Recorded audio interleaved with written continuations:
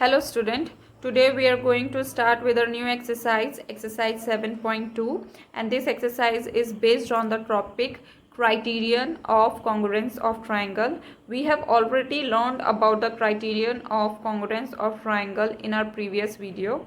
For better understanding of this exercise, you should watch that video. Okay, so exercise 7.2. Question number 1, which congruence criterion do you use in the following? So this is first part. ये हमें triangle दिया है, triangle ABC and triangle DEF. ठीक है, अब हमें ये conditions given है, तो हमें बताना है. हमने 4 क्राइटेरिया पढ़े थे. ठीक है, हमने 4 क्राइटेरिया पढ़े थे. वो चारों क्राइटेरिया मैं एक बार यहाँ पे समराइज कर देती हूँ कि हमने जो फर्स्ट क्राइटेरिया पढ़ा था दैट इज़ SSS, जिसका मतलब होता है साइड साइड साइड क्राइटेरिया. फिर हम लोगों ने एक क्राइटेरिया पढ़ा था SAS, जिसका मतलब होता है साइड एंगल साइड, मतलब दो साइड के बीच में एक एंगल इंक्लूड होगा. और जो थर्ड क्राइटेरिया हमने पढ़ा था that is ASA, that is angle side angle, यानी कि दो एंगल के बीच में एक साइड इंक्लूड होगी. और जो हम लोगों ने फोर्थ क्राइटेरिया पढ़ा था वो पढ़ा था हमने RHS, मतलब राइट एंगल हाइपोटेन्यूज और साइड. तो ये 4 पढ़े थे. तो हमें कॉन्ग्रुएंट ट्राइंगल्स दिए हुए हैं. ठीक है, इस एक्सरसाइज 7.2 में ये दोनों ट्राइंगल ABC, ट्राइंगल DEF के कॉन्ग्रुएंट है, ये हम लोगों को गिवन है. ठीक है, लेकिन हमें अब ये जानना है कि ये कौन से क्राइटेरिया से दोनों ट्राइंगल कॉन्ग्रुएंट है.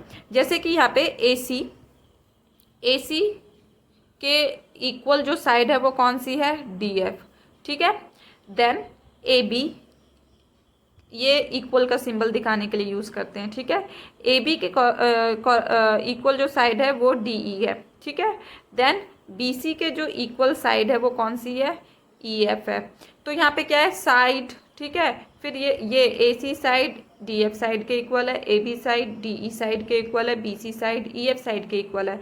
तो दोनों ट्राइंगल कॉन्ग्रुएंट है किससे, SSS से, साइड साइड साइड क्राइटेरिया से. ठीक है, तो by side side side criterion. Okay, now इसका बी पार्ट देखते हैं. B part, we are talking about this triangle PQR and triangle XYZ.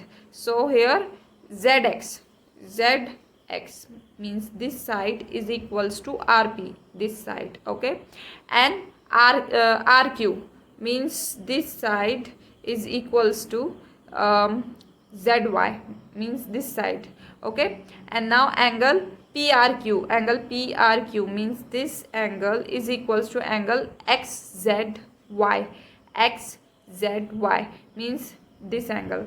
So यहाँ पे देखें तो क्या आ रहा है, साइड. ठीक है, देन एंगल. ठीक है, देन साइड. तो ये कौन सा क्राइटेरिया हो गया, side angle side criterion. Okay, इसी तरीके से ये जो C पार्ट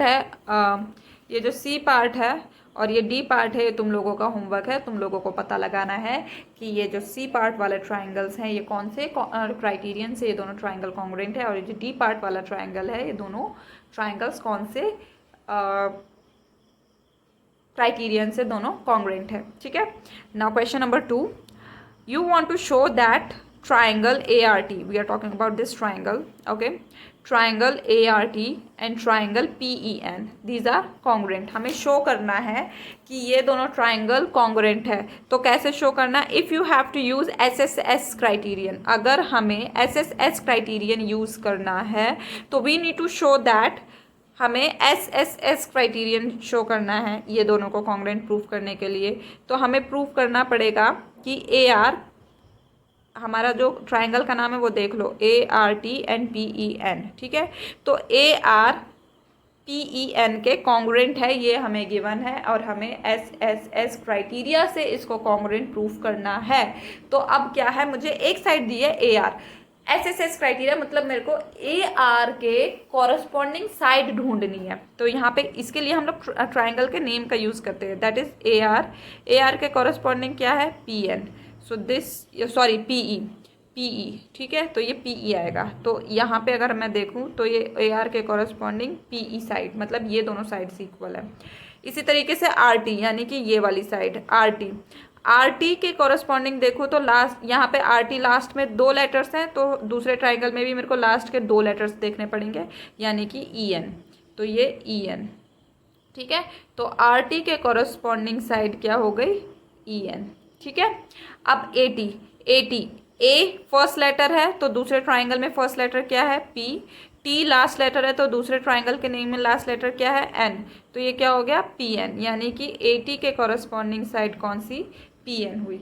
तो इस अब ये क्या हो गया, by S S S criteria से ये दोनों ट्राइंगल इक्वल हो गए और हमने बिल्कुल कॉरस्पॉन्डिंग साइड्स लिखी हैं।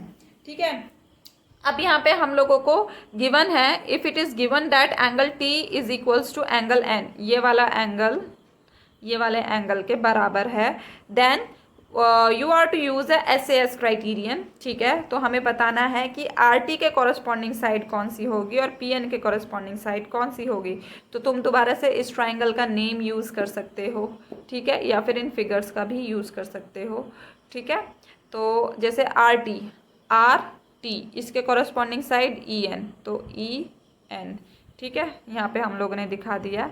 And then P N, P इस ट्राइंगल में फर्स्ट लेटर है, इस वाले ट्राइंगल का फर्स्ट लेटर ए है, एन इस ट्राइंगल का लास्ट लेटर है, तो इस ट्राइंगल का लास्ट लेटर टी है, तो पी एन और ए टी। ठीक है, so P N is equal corresponding side of A T.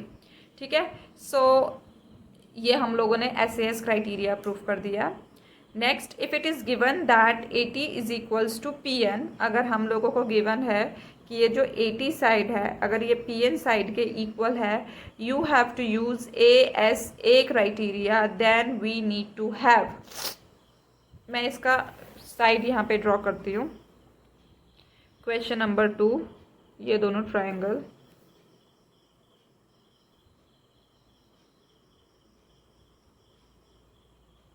हाँ, तो हमें क्या है, if it is given that A T is equals to P N, we have to use A S A criteria, we need to have, हमें given है this A T is equals to P N. ठीक है, ये हम लोगों को given है। अब मेरे को इन दोनों ट्राइंगल को, और हम लोग के ट्राइंगल के नाम क्या दिए हैं, A R T is congruent to triangle P E N. ठीक है, ये नाम दिया हुआ है। अब मुझे प्रूफ करना है कि ये दोनों ट्राइंगल कॉन्ग्रुएंट है बाय ए एस ए, मतलब 2 एंगल के बीच में एक साइड इंक्लूड होनी चाहिए, यानी कि ये वाला एंगल और फिर साइड, फिर ये वाला एंगल, इसी तरीके से ये एंगल, फिर साइड, फिर ये एंगल, तो यानी कि angle A is equals to angle P होगा और angle T is equals to angle N होगा, तभी ये ए एस ए क्राइटेरिया से ये दोनों ट्राइंगल्स क्या होंगे, कॉन्ग्रुएंट, क्योंकि A T is equals to P N तो गिवन है, तो triangle A R T is congruent to triangle P E N by A S A criteria. Okay, so this is our question number 2. Let's move on to question number 3. This is question number 3. You have to show that triangle AMP, this triangle AMP and triangle AMQ, ठीक है, ये दोनों congruent है, हमें ये show करना है। In the following proof supply the missing reason. Okay, यहाँ पे AM ये दोनों कॉन्ग्रुएंट है, PM ये 2 लाइन लगी है, इस पर भी 2 लाइन लगी है, इसका मतलब ये दोनों साइड क्या है, इक्वल है, तो PM is equals to MQ, ये तो हम लोगों को गिवन है, तो हम यहाँ पे रीजन में लिखेंगे गिवन, क्योंकि ये हमें गिवन है। ठीक है, एंड एंगल PMA, यहाँ पे ये वाला एंगल QMA इस वाले एंगल के इक्वल है, ये भी हमें क्वेश्चन में गिवन है। हम लोगों को प्रूफ करना है कि ये दोनों ट्राइंगल कॉन्ग्रुएंट क्यों है, तो हमें क्वेश्चन में गिवन है कि PM साइड QM साइड के इक्वल है, ये हमें क्वेश्चन में ही गिवन है, इस फिगर में यहाँ पे शो हो रहा है। ठीक है, फिर एंगल PMA और एंगल QMA ये दोनों इक्वल है, इस टाइप से सिंबल लगा हुआ है, इसका मतलब ये इक्वल टू का मतलब इक्वल है, तो ये हमें गिवन है, ये भी हमें फिगर में गिवन है। देन AM ये वाली साइड, AM ये वाली साइड दोनों ट्राइंगल में कॉमन है, इस वाली साइड ये AM साइड इस ट्राइंगल की भी है AMP की, और ये AM साइड इस ट्राइंगल की भी है AMQ की, तो ये क्या हो गई, कॉमन साइड है दोनों की। तो अब क्या होगा, अगर हम देखें साइड एंगल साइड, तो दोनों ट्राइंगल कॉन्ग्रुएंट हो गए by side angle side criterion. ठीक है, कौन से हो गए, side angle side criterion. I hope समझ में आया होगा। मैं एक बार फिर से बताती हूँ। क्वेश्चन नंबर 3 में हमें ये ट्राइंगल दिया हुआ है, इस ट्राइंगल को हमें प्रूफ करना है कि ये ट्राइंगल कॉन्ग्रुएंट है, triangle AMP and triangle AMQ are congruent triangle, जिसमें हम लोगों को गिवन है कि AM साइड QM साइड के इक्वल है, क्योंकि यहाँ पे ये दो लाइनें बनी हुई हैं, दो लाइनें बनी हुई हैं, इसका मतलब ये इक्वल है। And triangle PMA and triangle QMA ये भी इक्वल है, ये भी हमें गिवन है क्वेश्चन में, क्योंकि यहाँ पे एंगल के ऊपर दो लाइन बनी है, यहाँ पे भी एंगल के ऊपर दो लाइन बनी है, इसका मतलब ये दोनों इक्वल है। और ये जो AM साइड है ये कॉमन साइड है, ये इस ट्राइंगल AMP की भी साइड है और AMQ इसकी भी साइड है, तो ये कॉमन साइड है। तो ये दोनों ट्राइंगल क्या हो गए, कॉन्ग्रुएंट हो गए by SAS criterion. Okay, so now let move on to next question, question number 4. In triangle ABC, angle A is equals to 30 degree, angle B is equals to 40 degree, and angle C is equals to 110 degree.